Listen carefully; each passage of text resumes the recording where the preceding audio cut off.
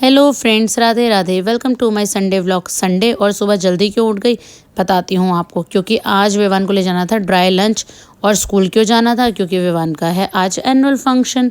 तो मैंने फटाफट से उसके लिए सैंडविच बना दिया, उसके कपड़े आयरन करके रख दिए थे रात को ही, ताकि सुबह जल्दी से वो हो जाए रेडी। विवान ने अहिल्याबाई के प्ले में पार्टिसिपेट किया, जिसमें वह गाँववासी बने और पालकी बॉय बने। उसे जल्दी से रेडी करके उसके बड़े पापा के साथ भेज दिया बाइक पर, क्योंकि सुबह 6:30 बजे जाके हम क्या करते हैं स्कूल में, तो हम चलेंगे बाद में।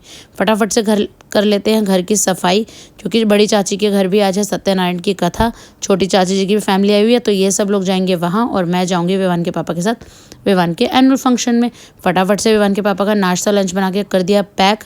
और यहाँ मेरी सिंक देख के ना बर्तनों की मुझे ही कुछ हो रहा था, पर मैंने सोचा छोड़ यार, देर हो जाएगी इन सबको करने में, इनको बाद में देखेंगे आके। तो ठाकुर जी को भी भोग लगा दिया था सुबह नाश्ते का, पर लंच में हम यहाँ होते नहीं, इसलिए मैंने फल रख दिए हैं। और मैं बिल्कुल रेडी हो गई हूँ अब जाने के लिए। फटाफट से चलते हैं विवान के स्कूल। सो फ्रेंड्स, ये है विवान का स्कूल और ये आज यहाँ पर है सर्वस्पर्शी, यानी इनका एनुअल फंक्शन का जो नाम है वो है सर्वस्पर्शी। तो थोड़ा सा लेट हो गए थे, अवार्ड सेरेमनी हो गई थी स्टार्ट, गणेश वंदना और स्कूल सॉन्ग हो गया था मिस। तो विवान की क्लास की अवार्ड सेरेमनी स्टार्ट हो गई थी, तो हमें भी बेसब्री से इंतज़ार था किस चीज़ का। आप सब समझ सकते हैं कि एक पेरेंट को किस चीज़ का इंतज़ार होता है जब बच्चे की होती है अवार्ड सेरेमनी। चलिए आप भी हमारे साथ एंजॉय कीजिए विवान की अवार्ड सेरेमनी और दीजिए उसे बहुत सारी blessings.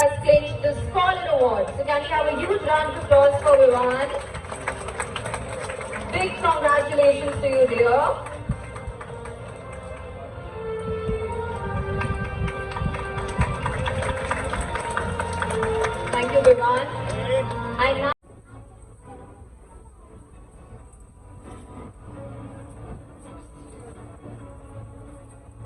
kudos on your fantastic achievements, achievers.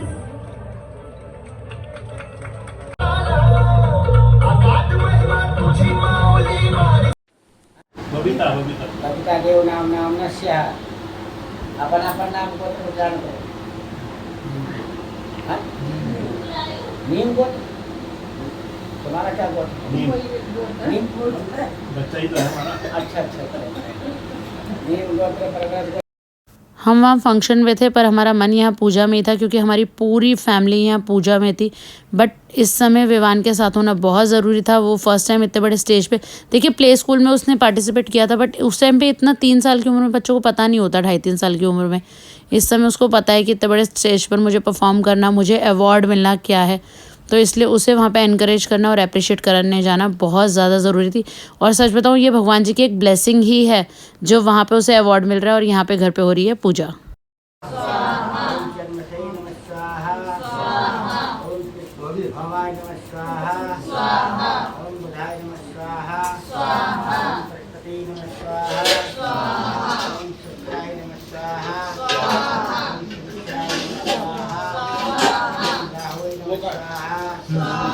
एक पिता अपनी बेटी को कैसे सपोर्ट करता है, इस अहिल्याबाई के प्ले में आपको ये देखने को मिलेगा।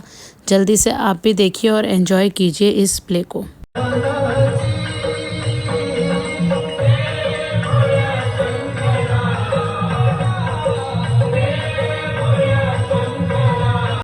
से आप इस कार्य को करते हैं, गांव के पाटिल होते हुए भी आप यह काम कर रहे हैं, यह बहुत बड़ी बात है।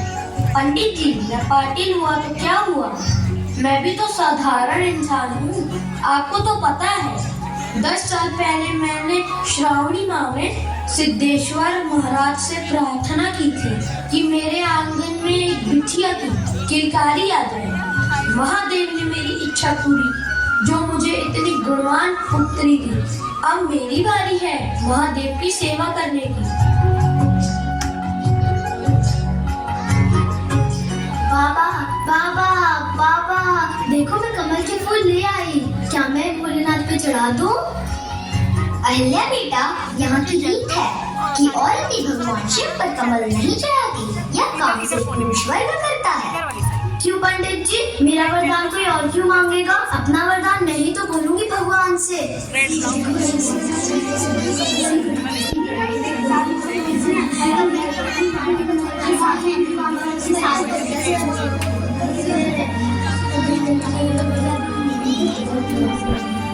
बहस मत करो, तुम यह नहीं कर सकती।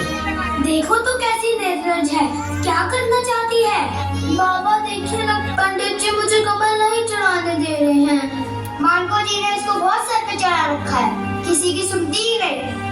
सब तो इसके माँ बाप को समझाना चाहिए। इस कार्य को केवल पुरुष ही कर सकते हैं। अहिल्या की माँ, क्या तुमने इतना भी नहीं सिखाया अपनी बेटी को?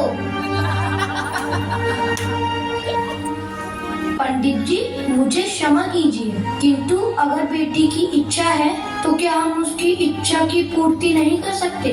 मानगो जी, यह प्रथा शुरू से चली आ रही है। आप प्रथा को ही बदलना चाह रहे हैं? अगर कोई प्रथा किसी को दुख पहुंचाए या किसी की भावनाओं को ठेस पहुंचाए तो शायद उसका बदलना ही ठीक है, और ईश्वर तो सबके हैं। तो मेरे विचार से पंडित जी, मेरा आपसे आग्रह है कि अहिल्या को यह अवसर दिया जाए।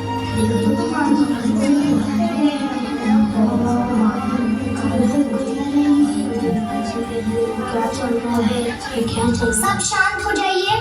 मानगो जी, मैं आपकी बात से सहमत हूँ। अगर किसी की इच्छा है प्रभु से स्वयं अपना वरदान मांगने की, तो वो अवश्य पूरी होनी चाहिए। बिटिया, तुम महादेव को कमल चढ़ा सकती हो। धन्यवाद पंडित जी। देखिए, सब परफॉर्मेंस एक से बढ़कर एक थी। मैं कौन सी आपको दिखाऊं और कौन सी नहीं दिखाऊं, बट आप ये देखिए, ये मुझे बहुत अच्छी लगी कि मदर्स ने परफॉर्म किया था अपने सन्स के साथ और फादर्स ने अपने डॉटर के साथ। बहुत अच्छी थी। साथ ही विवान के स्कूल के जो ऑनर हैं, उनका ये मैसेज भी मुझे बहुत अच्छा लगा, इसलिए मैं आपके साथ शेयर कर रही हूँ। कृपया टाइम दीजिए और बच्चों के सपनों को साकार करने के लिए।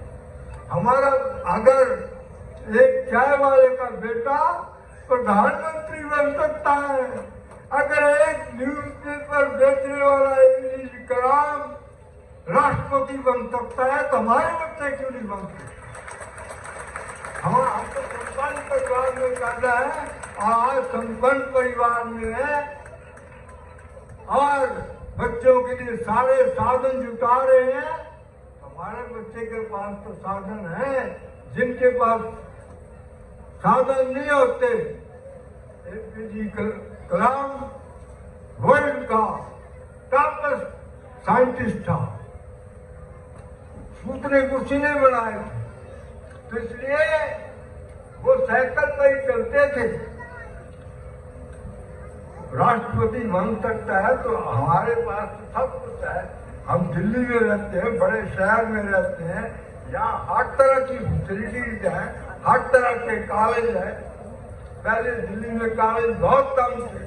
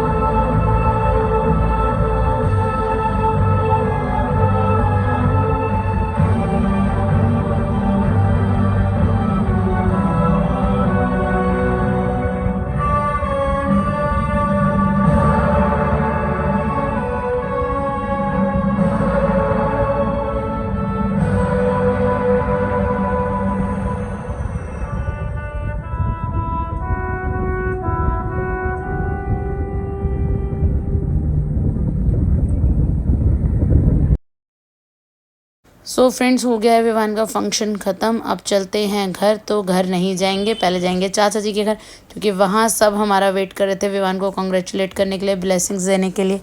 साथ ही वहीं पर आज हमारा लंच था, प्रसाद वहीं खाएंगे। चलिए चलते हैं अब।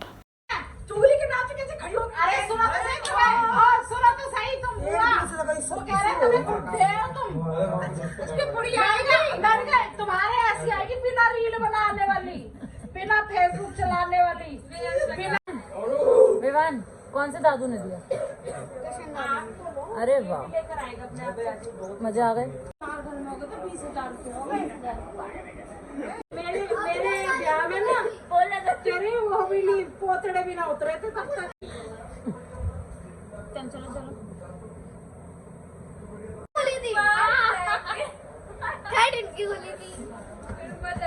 मजा आया पर इंटरेस्टिंग थी।